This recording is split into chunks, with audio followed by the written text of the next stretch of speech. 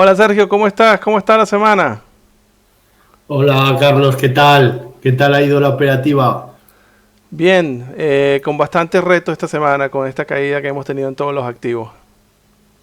Bueno, sí, ha sido una semana un poco complicada, pero se han podido sacar buenos profits. Qué bueno, me alegra mucho. Y cuéntame, ¿qué vamos a hablar hoy? ¿Qué vamos a conversar hoy? ¿Cuál es el tema que quieres que conversemos? Bueno, yo quería tener así una conversación contigo explicando o tratando de ver a los oyentes la manera de entender o de saber el porqué el movimiento de los mercados. Porque sabemos que los mercados se mueven por fundamentales, se puede analizar los mercados, los gráficos se pueden analizar por análisis técnico, pero realmente, ¿qué crees tú? ¿Cuál es el movimiento? ¿Cómo se menean los mercados? Bueno, yo pienso, hay dos cosas, como hemos hablado en ediciones anteriores, hay dos cosas fundamentales que observamos para el movimiento del mercado y son, número uno, la liquidez y el ciclo económico. Son básicamente los dos factores que mueven el mercado. Uno, por un tema de cuantitativo de dinero, ¿ok? Que afecta a los activos en sí, y el otro, que es el ciclo económico, que es básicamente las empresas teniendo mayor ganancia. Lo del ciclo económico es lo que hablemos la semana pasada, que fue un vídeo bastante, bastante productivo, Sí. que invito a los oyentes que lo vean porque la verdad es que es muy aclaratorio.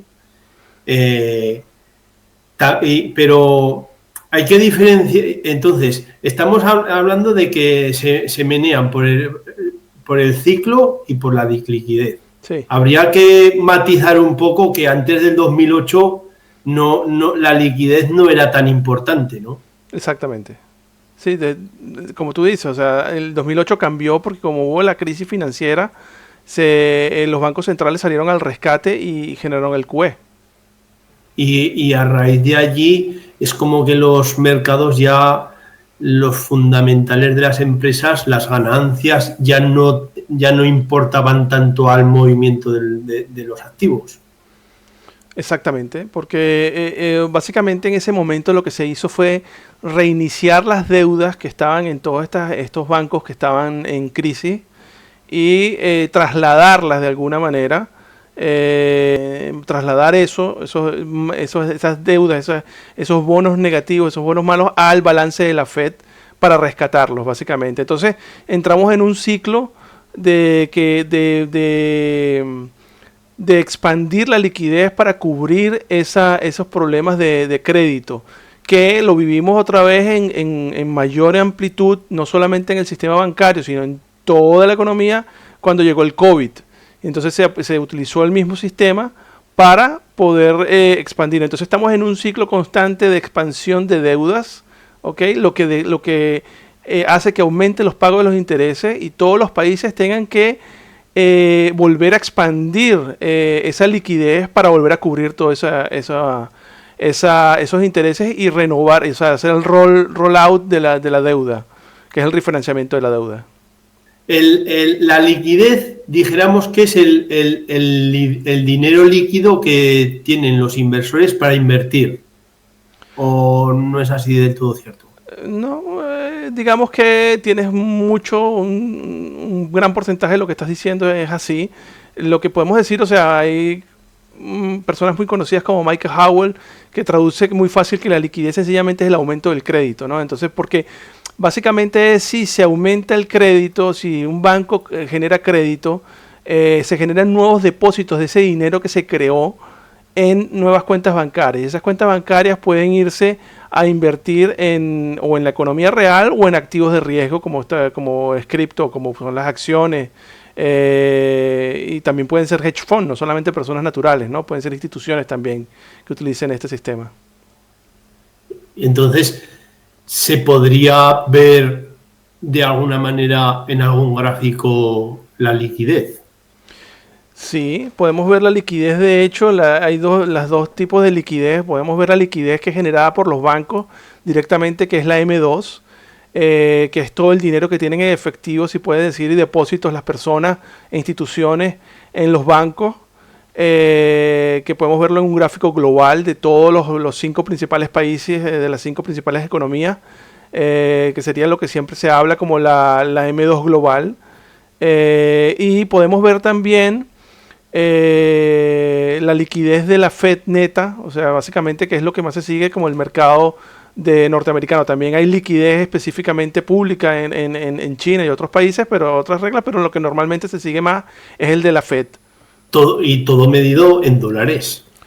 Claro, la economía desde Bretton Woods, desde el acuerdo que ocurrió, donde básicamente el dólar se utiliza como la moneda de intercambio global en lo que es el comercio internacional, pues todas las economías tienen sus deudas externas en dólares, ¿ok? Entonces eso requiere que los países compren dólares para poder pagar sus deudas de alguna manera, si se puede decir. Y también todo lo que son los precios de los commodities como el petróleo, el oro, el cobre, también se pagan en dólares. Entonces toda la economía básicamente funciona en dólares. Entonces es básicamente el dólar funciona como un grifo que aprieta o abre la cantidad de liquidez en los mercados globales. Entonces, recapitulando un poco, Sí. diríamos que si encontramos la gráfica donde mide la liquidez, que sería la M2, Vale. si encontramos la gráfica que mide el valor del dólar, que sería el índice dólar, el de XY. Con todo eso podríamos identificar cuál es el movimiento de un activo, como por ejemplo el SP500 o el Nasdaq. Sí, vamos a ver, voy a tratar de mostrar acá. No es perfecto, ¿ok? Pero podemos ver justamente que hay una dirección directa. Ciertos activos tienen mucho más sensibilidad a la liquidez que otros. Por ejemplo, todo lo que es el mercado cripto es altamente sensible a la liquidez monetaria. Si hay mayor aumento de liquidez, el precio tiende a subir. Si hay contracción de liquidez, el precio tiende a bajar, básicamente, porque no tienen, como son las acciones, la parte de las ganancias, que es lo que expandiría de alguna manera su cantidad de dinero de la empresa, ¿no? El capital de la empresa. Entonces, influye mucho más, pero también todos los activos de riesgo, como las empresas tecnológicas del Nasdaq o el Standard & Poor's, también le influye la liquidez. Si vemos, estamos viendo el gráfico ahorita de lo que es la M2 global y se puede ver cómo esta se contrae o que hubo una contracción a principios a finales del año pasado y una expansión durante todo el año hasta la que llega ahora, ¿no? Eso podríamos ver una correlación. Podríamos tratar de poner otro activo, por ejemplo, colocar el Bitcoin y ver cómo su relación directa con la M2 global. Entonces vamos a tratar de verlo, ¿no? Vamos a cargar, he cargado en este momento el Bitcoin en el mismo gráfico y podemos observar cómo se ve una correlación bastante directa. Ok, al momento que se expande la liquidez, fíjate lo que tenemos un retraso más o menos de 12 semanas, lo que está escrito aquí abajo, más o menos de 12 a 10 semanas, se adelanta una vez que se sube la liquidez, debería aumentar después de 12 semanas, empezar a aumentar el Bitcoin. Fíjate que cuando se contrae de igual manera, ella con ese mismo retraso se contrae el Bitcoin. Ahora, esto, lo que hemos visto ahora es que hay una descorrelación importante y eso fue por un evento que vamos a hablar más adelante, de justamente por la contracción de liquidez que comenzó, que lo hablábamos las semanas pasadas, semanas atrás, por el aumento de la cuenta corriente de la Fed y por el cierre que se aceleró y agudizó con el cierre del gobierno. Y vemos esta descorrelación, exactamente, que podemos ver ahí. Ostras, pues hasta esa descorrelación, la M2 era calcadico al precio del Bitcoin, ¿no?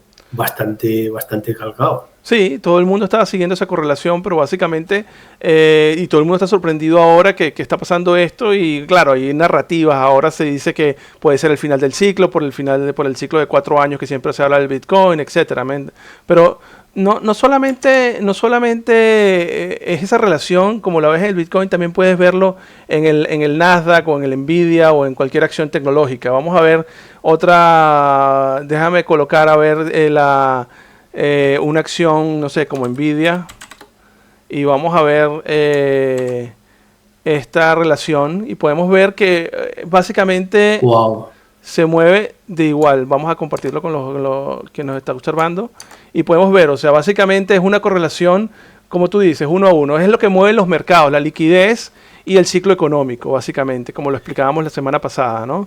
Entonces tú puedes ver, y esto, como te digo, hay activos que tienen mucha más sensibilidad y activos que tienen menos sensibilidad. Con una descorrelación de 12 semanas, es decir, que primero te da la señal la M2 y luego te lo da el activo. Sí, de hecho, muchas personas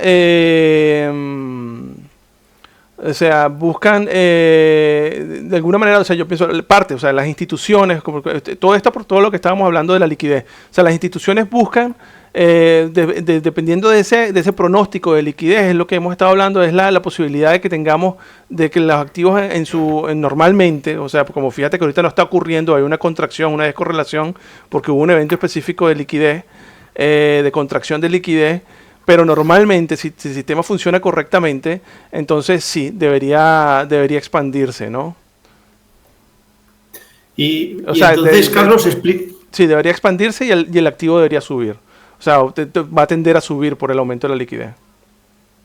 Entonces, explícanos por qué hubo esa descorrelación, por qué la liquidez cayó como a plomo. ¿Sabes? No sé. Ok, antes de entrar justamente a ese punto específico, me gustaría compartir también un poco cómo está esa parte de esa liquidez de esa otra parte. Hablamos de la M2, pero también está la parte de la Fed como tal, esa parte pública que es de la institución de la Fed conjuntamente con el gobierno, ¿no? Entonces vamos a tratar de verlo, vamos a mostrar justamente, un momento, cómo sería esa relación, ¿no?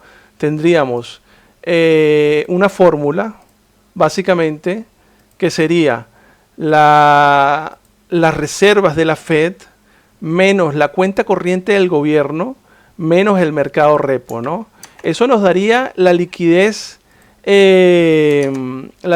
neta de la Fed que tiene el mercado norteamericano. Y como podemos ver, ha estado contrayéndose, si vamos a ver un poco más atrás, todo el año. O sea, esto se ha mantenido estable y esto desde julio aproximadamente, que fue cuando se aprobó el Big Beautiful Bill en Estados Unidos y el gobierno dijo que iba a empezar a rellenar la cuenta de la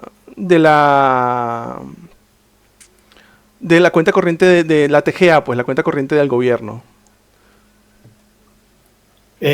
Estamos diciendo que la fórmula que nos has puesto ahora es la liquidez general menos la TGA menos el mercado repo. Es la liquidez neta, o sea, ya estaríamos hablando de la liquidez específica en Estados Unidos de la Fed, dice liquidez neta de la Fed, lo llaman, y básicamente es el balance de la Fed, ¿okay? Que es donde justamente están los bonos, donde se aplicó el QE, que se sumaron todos los bonos y ahora están aplicando QT, que hay una reducción de ese balance, conjuntamente con el aumento de la cuenta corriente, que es la TGA, y la disminución del mercado repo.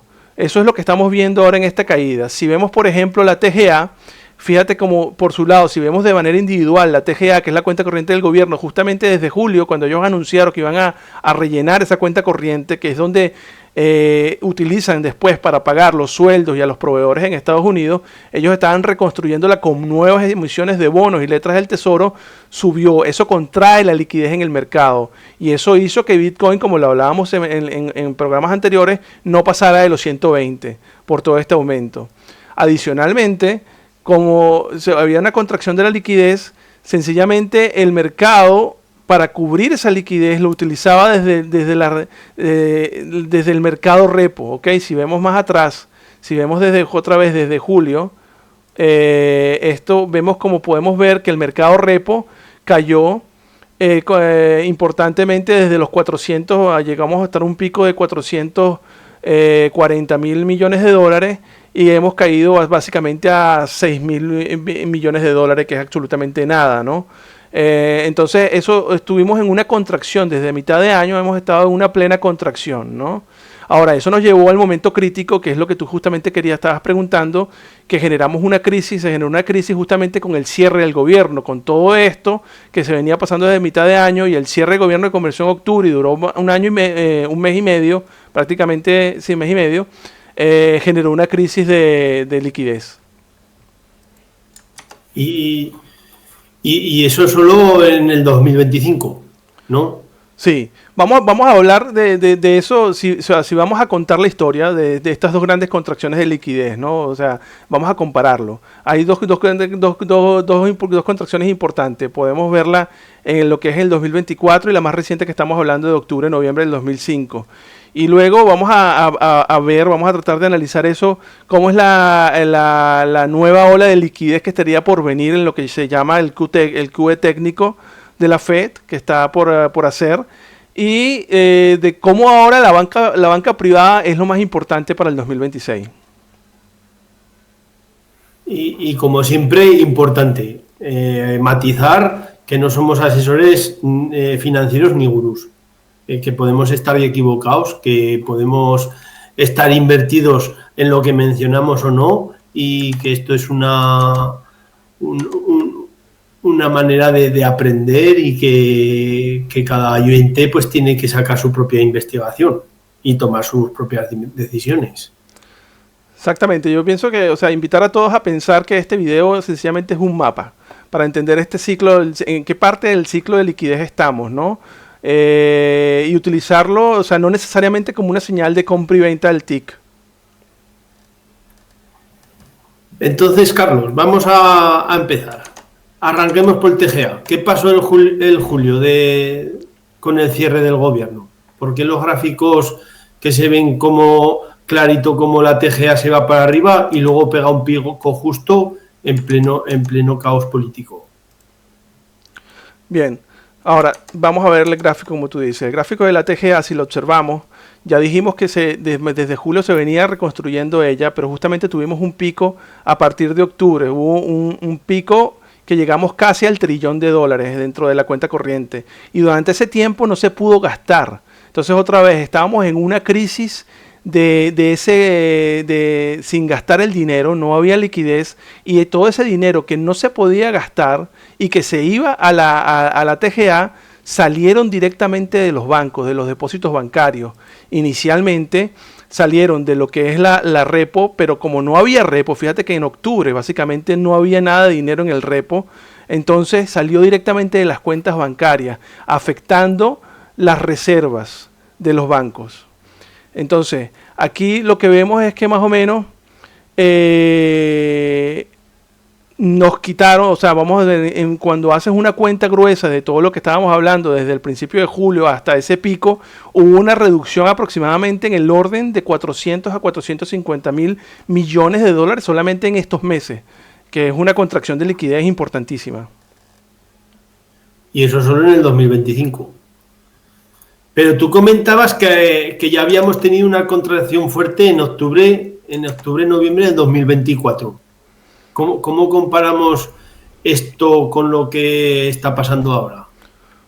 Sí, en el 2024 tuvimos una combinación también de QT con el TGA al alza. pero el sistema todavía tenía un colchón de reservas, o sea, esa alcancía que estábamos hablando del repo, ¿no?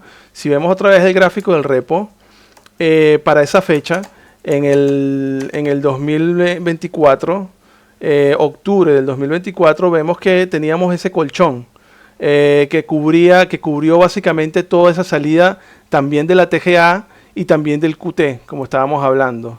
Ok, básicamente otra vez, el mercado repo, el Overnight Repo, Reverse Repo Facility, es básicamente una cuenta de ahorros de la Fed que están entre los bancos para ofrecer liquidez entre bancos. Ok, ahora, si comparas estos dos episodios, en el 2024, la contracción neta de la liquidez estuvo alrededor de 360 mil millones de dólares, y en el 2025, con el cierre del gobierno que lo agudizó, y la TGA al máximo, las reservas de los bancos casi en el mínimo, entonces estamos hablando, como dijimos anteriormente, a 456 millones. La diferencia fue el mercado repo, básicamente, que sobraban. Y en cambio en el 2025 estábamos ya en la zona donde cada dólar importaba muchísimo y salía justamente, o sea, de que salía ya no había ese colchón, ya no había esa alcancía. Y aquí es donde se pone feo, en este gráfico de spread. ¿Qué estamos viendo exactamente? ¿Y por qué octubre y noviembre del 2025 se ve más rojo que el 2024? Ok, estamos viendo los spreads. Básicamente los spreads son, tenemos el spread del préstamo, justamente que estamos hablando interbancario entre los bancos, básicamente que es el SORF menos el overnight, las reservas bancarias, okay, que es un dinero a corto plazo, okay, que como si se hubiesen, o sea, básicamente como si se hubiese encarecido. Era más caro en ese momento entre los bancos conseguir dólares en un día para prestárselo costaba más. Fíjate como a partir de básicamente cuando tuvimos ese primer choque en cripto el 10 de octubre, ya estábamos en una zona que habíamos pasado. Esta zona amarilla significa que había un estrés suave en ese mercado de préstamos entre los bancos, y justamente llegamos a ese pico a principios de noviembre, básicamente, donde pasamos al estrés alto, donde ya era extremadamente, ya no había dinero suficiente para prestarse entre esos bancos, y tuvimos que pasar al mercado de emergencia, que es la ventana, que es el mercado del SRF, donde básicamente es una ventana de emergencia que cuando ya no está los bancos entre sí no pueden solucionar esto overnight, se van directamente a la FED a pedir ese dinero prestado, ¿no? Entonces aquí ya pasamos al rojo. Y pasamos, fíjate, ya pasamos a empezar a estar por encima también esos intereses más altos para tener esos préstamos de emergencia y el uso más grande de esa área de emergencia. Entonces ya indicaba fuertemente, es una señal de que el mercado estaba diciendo que ya no nos sobra liquidez, que estamos en los mínimos y que se había pasado de alguna manera la mano a la Fed con el QT y con toda esta absorción de liquidez aunado por todo lo que estaba pasando con el cierre del gobierno en la TGA. Ahora, y ese fue el estrés básicamente que vimos en el mercado de crédito. Por eso también la relación del mercado fue mucho más rápida, ¿no? En 2024 tardemos casi 3 meses a ver la correlación fuerte en bolsas, y ahora en el 2025 casi ha llegado en pocas semanas, en 2 o 3 semanas, ¿no? Sí. Otra vez, en el 2024 volvemos otra vez, vamos a hacerlo de manera ejemplificar. Teníamos aire en el tanque, si se podría hacer, o gasolina en el tanque en el 2024 con esta alcancía, con estas reservas del repo, pero en el 2025 ya no había, ¿ok? Del mismo tamaño del drenaje, un poco más grande incluso el drenaje, la contracción que hubo de liquidez, y básicamente tuvimos que acudir de emergencia a la Fed. Entonces, era casi, por esa razón se sintió de manera inmediata en cripto y también ahora en las acciones últimamente, en las últimas semanas. Entonces, ahora ya hemos visto que el sistema se secó. Y ahora en diciembre, el 1 de diciembre, ¿qué va a pasar con el QE técnico? Lo que hace la Fed realmente es detener el QT. Eso significa que deja de drenar el tamaño de su balance, ¿no? Deja de encoger la parte de treasuries. revierte ahora los vencimientos de los bonos en nuevos T-bills, en nuevas letras del tesoro. Y esto incluso han insinuado que podrían llegar a hacer compras netas pequeñas, ok, si hace falta, para que las reservas no sigan cayendo, las reservas bancarias. No es un QE como los de antes, donde había 1 trillón al año, ok, pero sí es un cambio de intención importante. Pasas de quitar liquidez todos los meses a como mínimo no quitar nada o incluso añadir algo, ¿no? En números gruesos, si el sistema perdía en un orden de 20 a 30 mil millones de dólares todos los meses por QT, ahora la Fed puede pasar a que sea cero, ¿ok? O incluso sumar liquidez de entre un 10 a un 20 mil millones de dólares al mes a reservas nuevas con este ajuste técnico, si es lo que están diciendo. Aquí viene ahora el chiste de la cuestión. Las proyecciones oficiales del Tesoro dicen que quieren dejar el TGA en 850 millones a final de año y mantenerla hacia marzo del 2026. Es decir, va a haber un tsunami por el lado fiscal.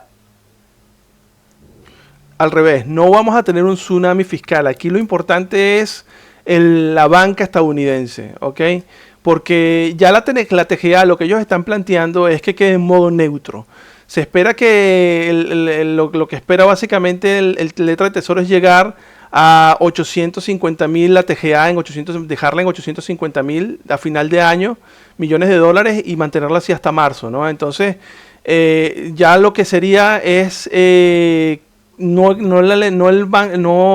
el tesoro en sí que genera esta liquidez, sino cómo lo usan el balance de los bancos, ¿no? Entonces vendría una relajación del SLR, que es la regulación y todo el paquete regulatorio bancario para el 1 de enero. Los grandes bancos tendrían la capacidad de tener más treasury, más repo, más reservas, sin castigar tanto su ratio de capital.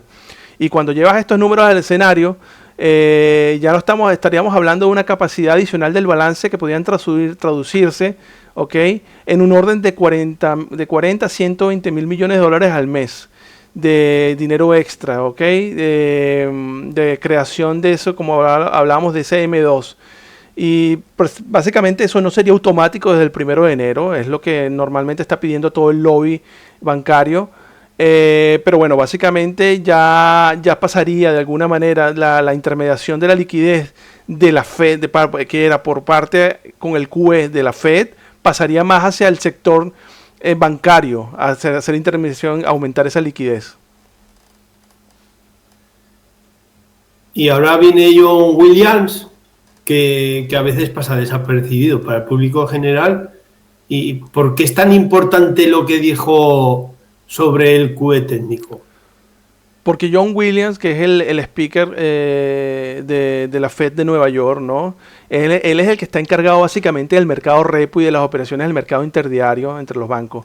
Y lo que digan Williams pesa muchísimo para los dealers, para los bancos, para los hedge funds, ¿no? Cuando Williams dice, en resumen, si hace falta haremos ajustes técnicos para que las reservas se mantengan amplias, el mensaje para el mercado es: no vamos a dejar que el sistema vuelva a entrar en una crisis de liquidez como lo vimos con los intereses, como ocurrió en octubre y noviembre del 2025, ¿no?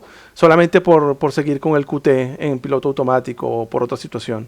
O sea, es una forma elegante de admitir que se pasaron de la mano con la contracción de las reservas sin llamarlo un QE político, básicamente. O sea, QE, pero sin llamarlo QE. Exactamente, QE técnico. No cambia el titular de la inflación, pero sí te cambia un poco lo que es el colchón, esa alcancía que estábamos hablando del repo, con lo que trabajan los grandes jugadores, ¿no? Entonces, venga, vamos a lo que nos interesa, a los traders. Si empezamos ¿cómo vamos a empezar el 2026? ¿Cómo se verían en números gruesos la liquidez mensual total que puede entrar al sistema en todos los actores empujados a la vez?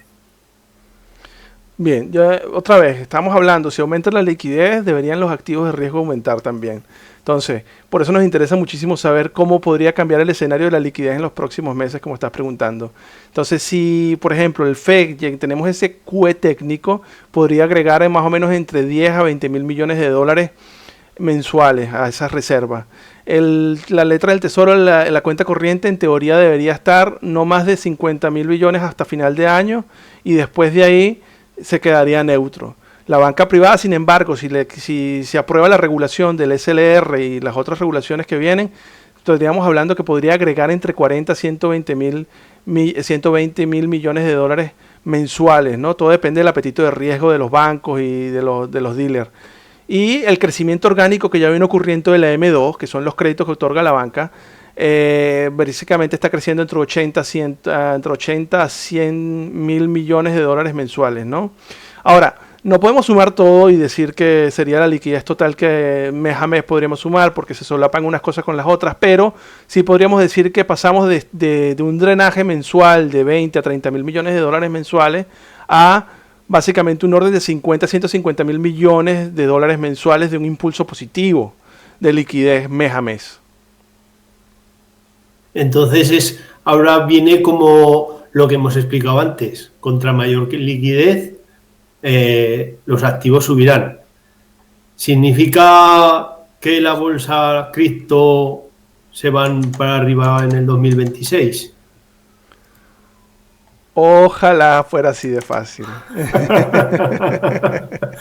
Ojalá fuera así de fácil. Sí, pero no, lo que podemos decir es que históricamente cuando pasas de un entorno de escasez de reservas, o sea, de liquidez, y pasas ahora donde la liquidez deja de empeorar y empieza a mejorar, los activos de riesgo van a dejar de hacer mínimos nuevos con los volúmenes de pánico que estamos viendo ahora, ¿no? Empezar a construir suelos más sólidos. Y de hecho, si el ciclo económico, como lo hablamos la semana pasada, nos acompaña, entonces entraríamos en fases de tramos alcista por oleadas, ¿no? No de manera lineal, no una línea como un cohete hasta la luna, sino de manera de olas, ¿no? Y bueno, algo interesante para eso, podríamos comparar, de hecho, si vemos el gráfico del Bitcoin, podemos ver cómo estas dos contracciones, y podemos ver otra vez cómo se comportan los activos en las contracciones y en las expansiones, ¿no? Tuvimos esa contracción, como hablábamos en el 2024, el Bitcoin más o menos tuvo una caída de un 30%, 32%, y la caída que tenemos actualmente, o que tuvimos hasta la mañana de hoy, básicamente llegamos hasta un 36%. Entonces es muy similar, ¿no? Yo pienso que ya estamos tocando con este cambio de liquidez y con este cambio de liquidez y con este cambio con estos niveles que estamos llegando ya. Yo esperaría que la semana que viene, según los conteos de mar que estoy viendo en los indicadores, es posible ya que la semana que viene estaremos formando esos pisos, ya que también revisando el balance ya del tesoro ya haya introducido aproximadamente 83 billones de dólares en lo que van estas últimas 3 semanas, ¿no? En la última semana de cierre y desde luego de la apertura. Así que digamos que ahora, si lo estamos viendo, si vemos eso, lo podemos ver en diferentes activos, que otra vez algunos activos, estoy mostrando el activo más sensible que a la liquidez, que es BTC, pero podemos verlo también en otros activos menos sensibles, o el mismo mercado que tiene una corrección mucho menor, ¿no? Porque tampoco teníamos un miedo tan grande ahora como lo teníamos anteriormente en abril, que teníamos los aranceles. Ahora, aquí otra vez, la clave no es adivinar el mínimo perfecto, sino saber leer el sistema y lo que está pasando. O sea, que estamos ahora pasando de que nos ahogamos porque nos faltaba liquidez a que volvemos a tener aire, ¿no? Interesante esto de la liquidez, Carlos. Un tema muy abierto, muy amplio. Volveremos a hablar en el canal más profundo sobre esto. Y decir a los oyentes que si les ha gustado este tema de la liquidez, que pueden leer un artículo que escribiste tú en un blog, ¿no? Como lo pondremos debajo en la descripción, el enlace del blog. Sí, lo vamos a poner en la descripción, el enlace del blog. Ahí de hecho hablamos también de un poco más sobre la liquidez y sobre 2 acciones, por ejemplo. Lo conectamos con 2 acciones que nos gustan para ir acumulando cuando ya lleguemos a esos niveles que hemos estado hablando, es el suelo de liquidez y ese suelo técnico en las acciones, ¿no? Dinos cuáles son las acciones para ponerles un poco en intriga y se vayan a verlo. Ok, tienes Credo, que lo habíamos hablado al principio en uno de los primeros videos, que es una empresa también de infraestructura de inteligencia artificial, y tienes Alabs, que es otro también de infraestructura de inteligencia artificial, ¿no? Ahí lo detallamos un poco más y por qué seleccionarlas, ¿no? Porque ellas podrían ser una buena idea ahora aprovechando esta coyuntura de la liquidez y aprovecharlo esto con todo lo que viene a la liquidez, como lo hemos hablado para el año que viene, que lo hemos hablado en videos anteriores, ¿no? Ahora, la idea es que uses esto como un marco de análisis, ¿no? Y si tú decides, ok, todo lo que hemos hablado lo aplicas al Standard & Poor's, a cripto, a acciones de inteligencia artificial, lo que sea, pero siempre haciendo tu propia investigación y gestionando tu riesgo, ¿no?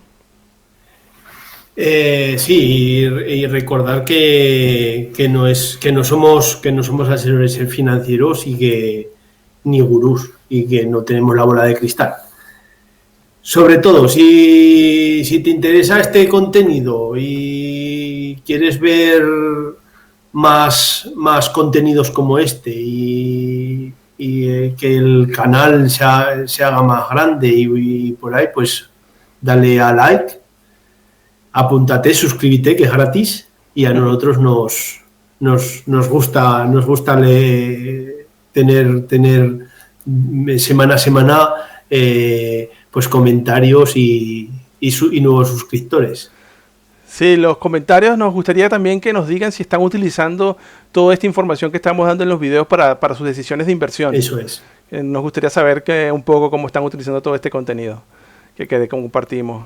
Y bien, nos vemos la semana que viene, la próxima semana. Venga, tendremos nuevos temas, nuevos análisis y Carlos, que te vaya buena la semana como trader. Buena semana para ti también. Nos vemos, traders. Venga, nos vemos. Hasta luego.